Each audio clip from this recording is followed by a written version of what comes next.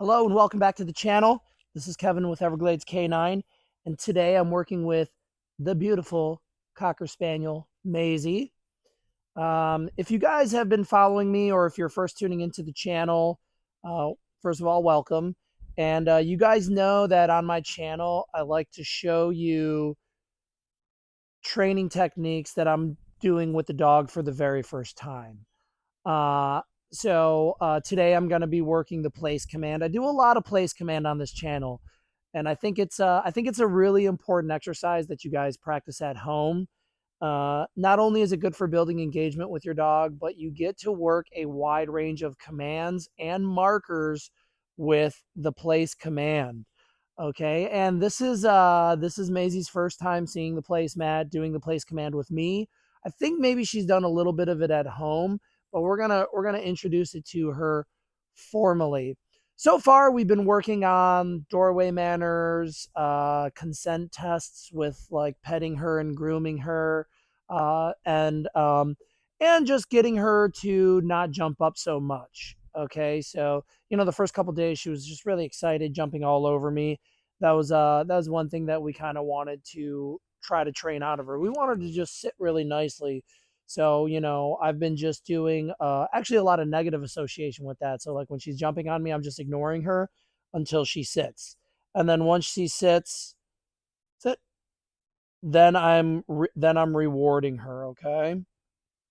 And we've been working on a little bit of sit pressure with her, right? So I asked her to sit right there. She didn't sit. So I just put a little bit of pressure up on the leash and held the pressure until she sat. Then I relieved her. So we're just going to get right into it. Place command is super easy. I'm gonna lure her on. I'm gonna actually see if I can get her to go on the placemat without a lure. She is a little skittish, so I'm curious to see if she will be willing to get on there without having to lure her. And then, we're going to be working our reward marker with that. We're going to be slowly building up to her holding it nicely.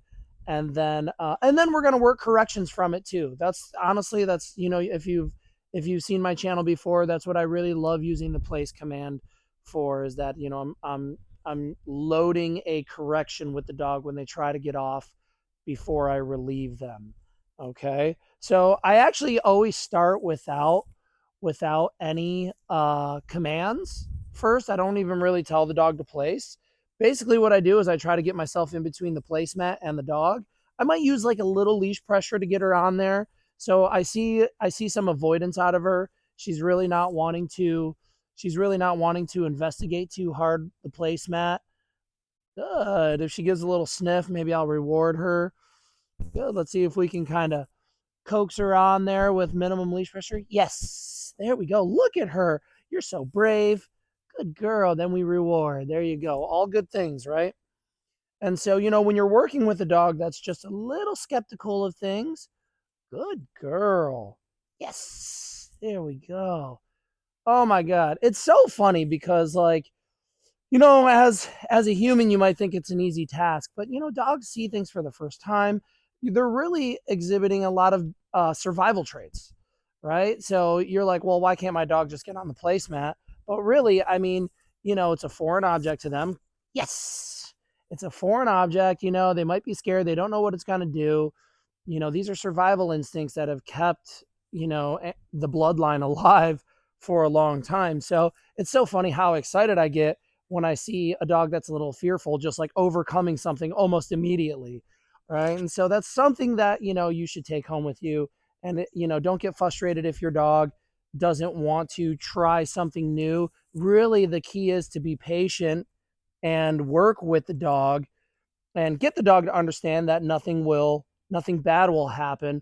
And that's how we build confidence in our dog, right? They do something they don't know, they do something that they're unsure of, they have success with it, we reward them, and we continue that process through everything that they do.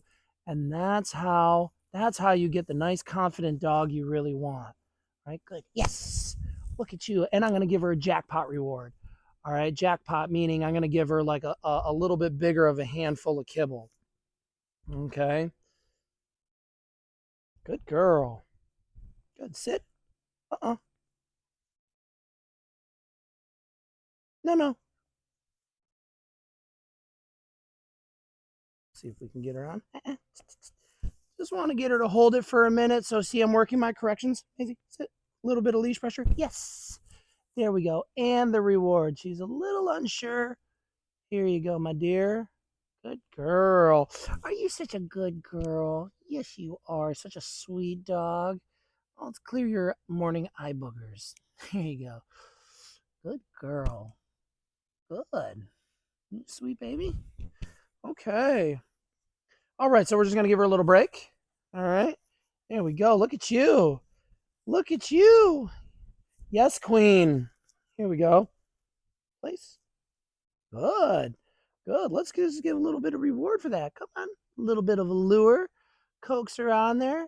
Good, baby. Okay. Okay. Good girl. Here we go. I'm going to come get some treats.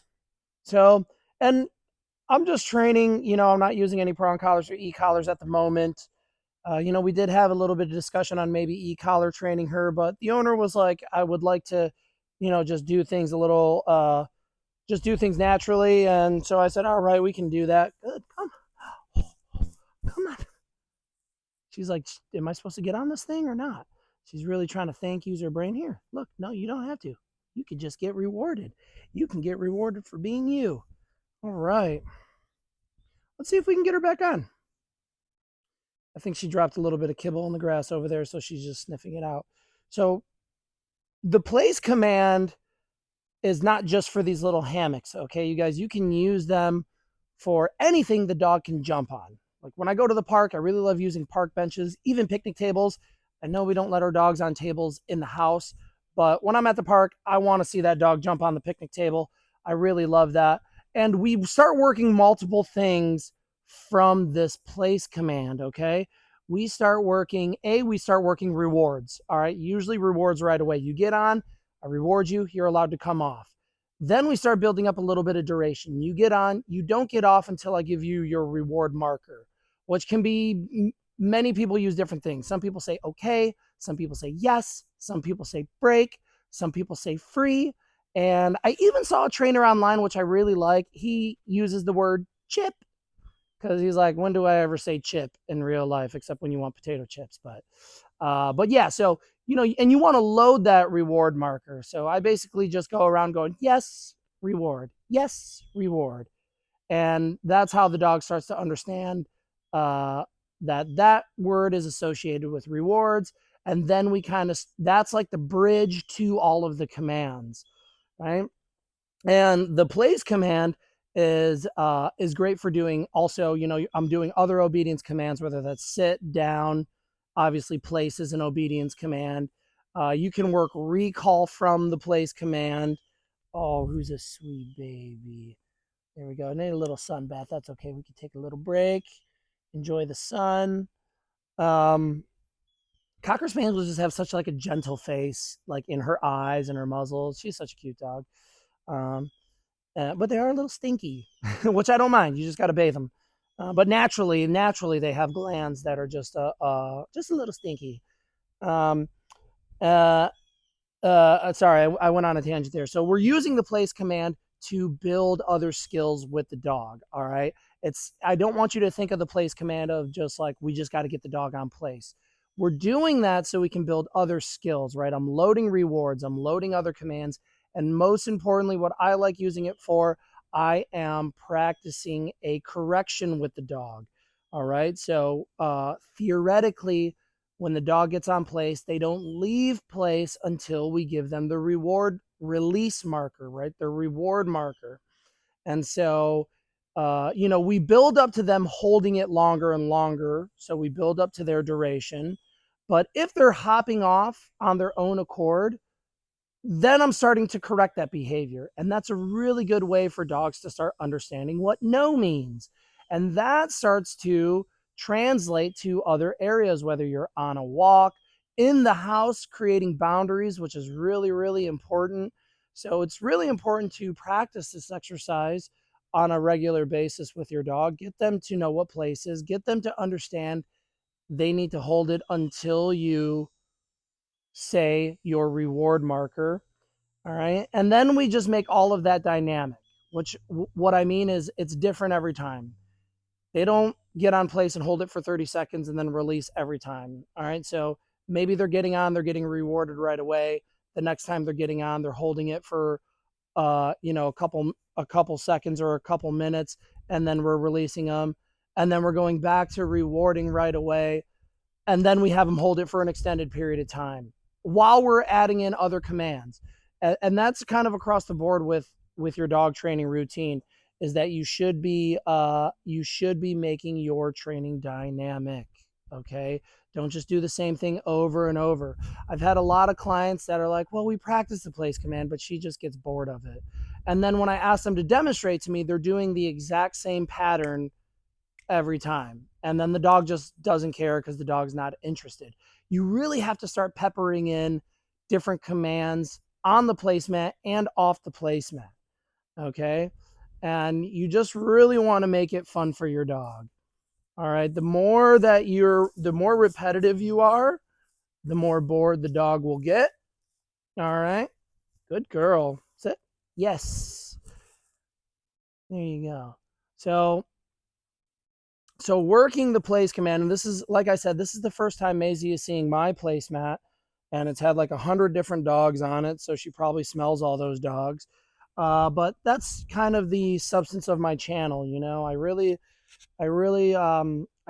like to show you guys the dog performing the tasks for the very first time. There we go. A little pressure, sit. Good. Let's see if she can hold it a little bit. Nah. There we go. Back on place. Sit. Good. And let's move. We want to move a little bit, okay, guys? Good. And then we come back and we reinforce. Look at me moving. So, good. So when she looks down at the ground, when any dog, no, nope, nope. Good. That's a good girl. Good baby. So now we're working a little duration with her. See, I'm moving. Because dogs are attracted to movement. So I don't want my movement to trigger her to move. Yes. And when she looks at me, that's when I reward her. Here you go, baby. Good. Okay. All right. Very good. So when she was on the placemat, you saw me kind of stepping all around. I do that because I want to start training the dog that just because I'm moving doesn't mean you should move. A lot of owners will place their dog and then they won't move, and then they'll make one movement and the dog will jump off because they're triggered by your movement. So, when I'm doing these exercises like doorway manners, like putting them on place, I'm moving.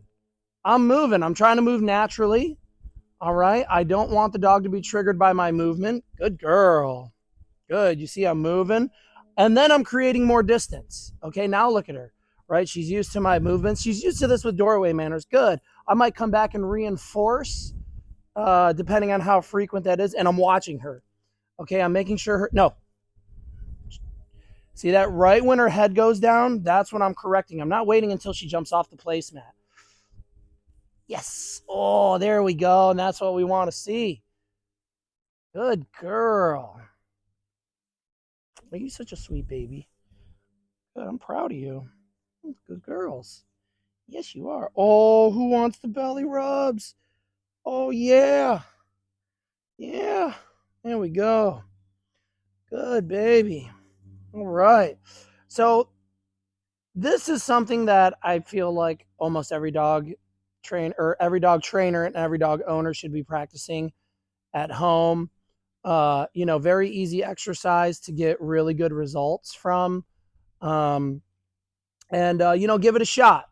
We're working duration and distance, and then we're going to slowly add in distractions.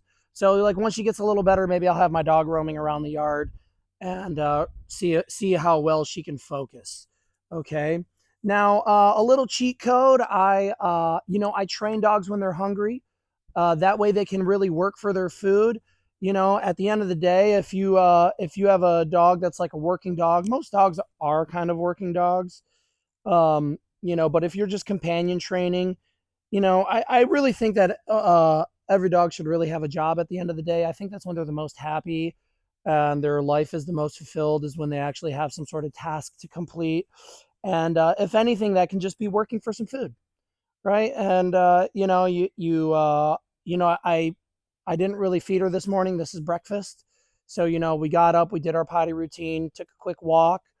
I put her away for a little bit, only like 10 minutes. I got my coffee, ate my breakfast, then I came out, and now we're working for food. All right.